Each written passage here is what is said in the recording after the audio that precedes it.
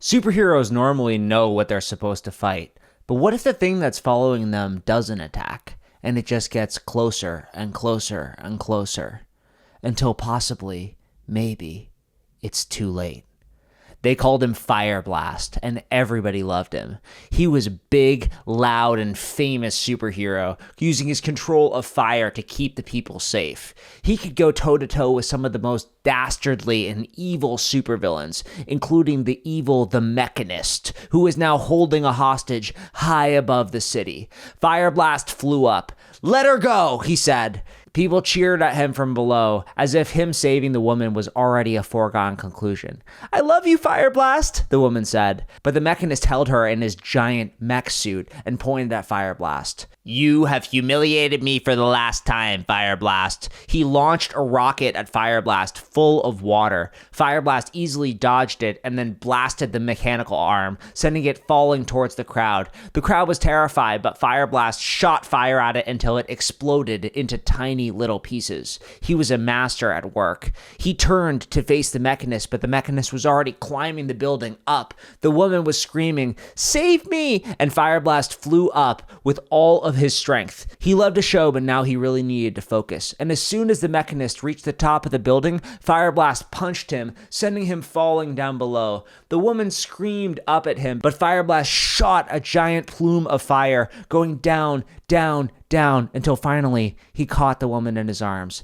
But this is what made Fire Blast such an amazing hero. As the Mechanist fell, Fire Blast managed to grab him out of his suit and pull him down to safety as well. He had the woman safe and his adversary, who he made sure was in cuffs, but perfectly safe. Even the Mechanist smiled a bit when he had to get into the back of the cop car. "I'll get you next time," the Mechanist said. "I'll wait for it," Fire Blast said. He waved to the crowd, took pictures, and signed autographs. He cared about his fans, and so he signed autographs for every single person. He was there for hours, until finally, a man who he had signed multiple things for talked to him. "Hey, Fire Blast," he said. He was a skinny, tall guy, pale, like he didn't go outside much. "Hey, man, do you want me to sign anything else?" Fire Blast said, smiling. "No, I just..." The fan looked down, as if he was trying to remember something. "I'm sorry, I don't know what to say." He looked at him in the eyes and chuckled. "I'm nervous." "That's okay, man." Fire Blast put his hand out. "Let's take one more picture. I'll hold the phone." And he took the man's beat-up, cracked smartphone, taking a selfie with him. "Could you just do a video?" the guy said. "Sure, man." Fire Blast looked at the sky. He needed to get back on patrol, but he took the video. "What do you want me to say?" "Say with my best friend, James." "Okay, sure. Hey, everybody," Fire Blast said to the camera. "I'm here with my best friend, James." James kissed him on the cheek. Fire Blast pushed him away. "Come on, man. Are you serious?" "I'm sorry," James said, looking at the ground. He handed him his phone back. "Do you want anything else?" James looked at the ground, and he was almost beating himself up. Stupid. "All right, man, I'm going to head out," Fire Blast said. He flew into the sky. Sometimes fans did act weird. It was par for the course for being a celebrity. And Fire Blast tried to feel good about saving the girl and stopping the Mechanist once and for all, but something about the way the guy looked at him, he didn't like it. He tried to shake the feeling and focus on his work. When Fire Blast finally landed in his trailer park, he opened his trailer and greeted his two dogs, Yin and Yang. "Hey guys, come on. The two dogs chased each other through the field, and Fire Blast looked out over his view of the city. Some would think that being a superhero and living in a trailer was a little weird, but Fire Blast liked the privacy. And besides, being a superhero didn't pay the bills, so he had to do what he had to do. As Fire Blast watched Yin and Yang play with each other in the field, he noticed something lying there. Something that shouldn't have been there. He was pretty strong. He didn't mind looking, and so he flew over and inspected the thing that was in the field. It was the phone. The phone that he recorded the video on for the fan. He picked it up and looked at it, weirded out. He looked out into the woods. His trailer was in the middle of the woods on top of a hill that the city gave him after he saved the city. But still, nobody was supposed to be out here. "James?" Fire Blast called. Even though the woods didn't answer, he looked into the darkness between the trees. He was creeped out. "All right, guys, come on back." Fire Blast called his dogs back in and went to sleep as the sun rose. Over the next few days, Fire Blast kept an eye out. He kept the phone in his back pocket as he fought crime and didn't think too much about it. "He's a fan of mine, right?" Fire Blast said to his therapist. "He should show up and look for it." His therapist took some notes. "Well, people do develop something called a fixation." "What's that?" Fire Blast said. Basically, you're just an obsession of his. I wouldn't worry too much about it. You said he didn't have superpowers? Yeah, Fire Blast said. I think it'll be fine. Finally, Fire Blast saw James standing at the edge of a crowd right after he stopped the Mechanist from stealing a spaceship. Hey, I have your phone, Fire Blast said, landing right in front of James. You remember me? James said. Fire Blast remembers me, he said, looking at the ground. Hey man, I'm happy to give your phone back, but you really can't come to my house, Fire Blast said. You went to his house? Somebody in the crowd said. What the hell, man? People in the crowd started booing James, and Fire Blast put his hands up. No, it's okay. It's okay. He's got something called a fixation on me. People in the crowd laughed. James started looking angry, looking at the ground. Hey, man, it's not a big deal. Just come to one of my fan meetups, okay? I'll see you there. James started moving his mouth in a weird way, like he was chewing something. Fire Blast.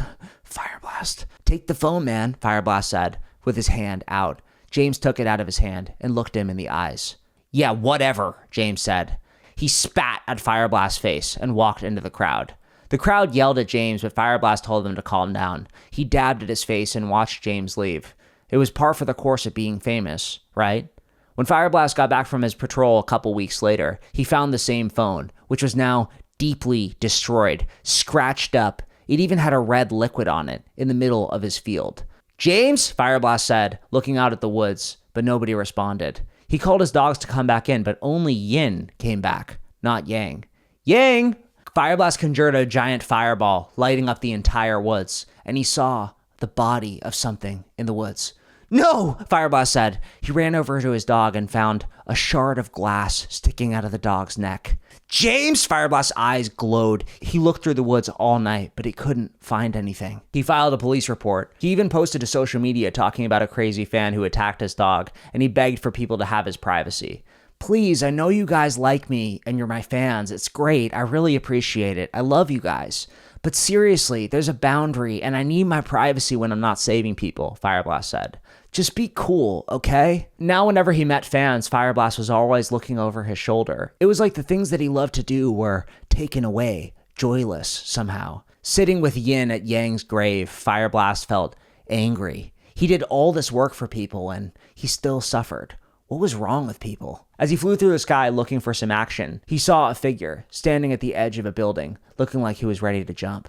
Hey! Fire Blast flew down, trying to get to him in time. The man jumped, falling off the building. Fire Blast had a passing thought. Could this be James? And then he beat himself up for it. He grabbed the man and pulled him up to another rooftop. Are you okay? Fire Blast said. It wasn't James, but the man was shaking out of it, like he was doped on something.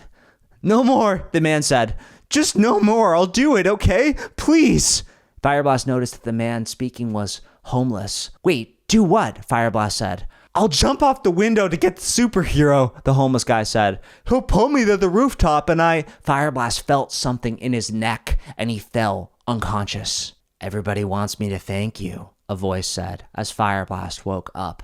He was hanging upside down, dipped headfirst and upside down into water, with an oxygen tank making him breathe. Everybody wants me to thank you so much, James said, sitting in front of the water tank, petting Yin, the dog, who was terrified but had a muzzle around his neck. I thank you for saving me, and the only thing that you do is take a couple of videos and make fun of me, James said. Fire Blast looked, and throughout the entire room were shrines to Fire Blast. All of his posters, memorabilia, photo shoots, all the things that he signed for James, and yet they were crossed out with big X's, posters ripped down. James was wearing Fire Blast's costume. Fire Blast was completely naked in the water, and James was laughing. Yeah, such a big superhero now. I mean, seriously. Fire Blast tried to say something, but James got angry. No! You listen to me now, okay?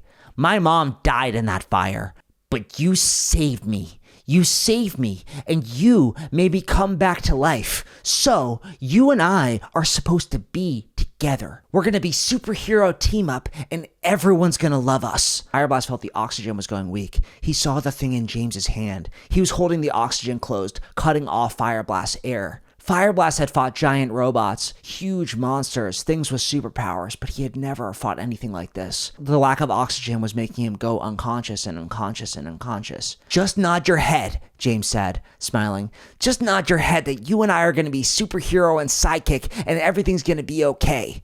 Fire Blast made eye contact with James. His eyes were widened with panic, but then he calmed down. He nodded. "I don't believe you," James said. He held the oxygen closed. With no oxygen, Fire Blast started drowning in the tank. But Fire Blast had trained himself, trained for this moment. He kicked against the glass, cracking it. "Wait," James said. He kicked again, fighting. James's eyes widened in panic. "You're supposed to die. You're supposed to die in my room. Fire Blast broke the glass. James came down at him with the knife, but Fire Blast put his hand out, burning James's arms. James fell to the ground, screaming in pain. "You burned me! You burned me! You burned your biggest fan!" Fire Blast struggled to his feet and pinned James down, tying him with the oxygen cord. "You're not my biggest fan," Fire Blast said. "You're a freak, and I hope you rot in jail." Even when the cops came and took James away, and they assured him over and over again that he would be fine, Fire Blast never truly felt safe again. Every time he would take Ian out and let him run around his trailer, he would look into the woods and expect to see James there, waiting for him. "I'm telling you this as your therapist," his therapist said in Fire Blast's therapy session. "You need to let this go." "But I can't," Fire Blast said, walking around the therapist's office. "I looked into his background. I never saved a young man with his mother dying in a fire. His story doesn't make any sense." "Calm down," the therapist said. "Please, you need to. You've had these superpowers since you were 14 years old. You've never felt powerless like this before," the therapist said. "Trust me, people who are adopted at an early age show." "Adopted?" Fire Blast said, looking at the therapist. "Yes, adopted. You were adopted when you were 6 years old." Right, Fire Blast said, swallowing. He had been adopted by a rich family when he was very young. He didn't remember the details that well. As he flew through the night sky after his session, he knew he shouldn't visit James at the prison. He knew he shouldn't go. Why would James lie about him saving him? Why would he pretend that they had interacted in the past when they really hadn't? He had to go. Finally, the pressure got too much and Fire Blast asked to visit James in jail. "I knew you'd come," James said, looking at Fire Blast in the eyes, chuckling. "I knew you couldn't stay away from your biggest fan." "I used to love being a superhero," Fire Blast said. "And now you..." "Listen," Fire Blast said, slamming his hand against the table. "I used to love being a superhero, and I will still be a superhero even with you in jail, but..." Fire Blast looked down, then looked up at James. "For the life of me, I can't remember. What did I save you from?" James started chuckling, deep. "It wasn't a fire," James said.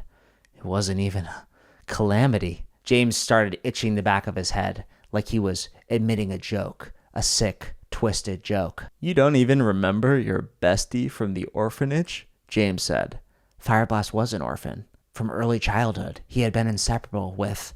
Fire Blast felt full body chills. "When the rich people adopted you, I promised myself," James said, looking at the ground and then up at Fire Blast. "I promised that I would make you regret the day that you were born. And now you're this big superhero," James started chuckling. "It just wasn't fair. And I knew you loved your fans, Stanley," James said, using the name that Fire Blast had before he was adopted, before his life changed. Before the accident, before he was a superhero, everything. Back when he was in an orphanage.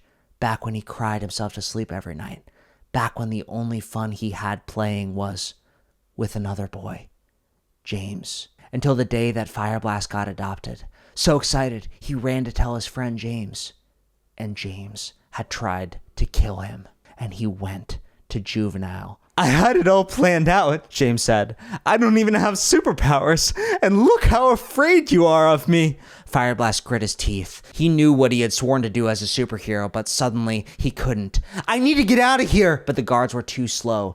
They weren't coming, and James just kept laughing over and over again. He needed to stop that laughing once and for all. The guards opened the door to find Fire Blast with a ball of fire, about to burn James for a crisp. "Do it," James said. And Fire Blast really wanted to do it.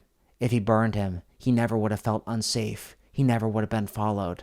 But Fire Blast closed his eyes, grit his teeth, and left the room. The truth is, there wasn't a single part of him that didn't want to kill him, but Fire Blast just didn't do it and that made James go wild. "Come on! I tried to kill you! I tried to kill you!" The guards held him captive, but it wasn't enough. Fireblast walked away, hearing James's screams. "You have to kill me! You have to kill me, Stanley! Come on!" And Fireblast knew that he would never be the same again.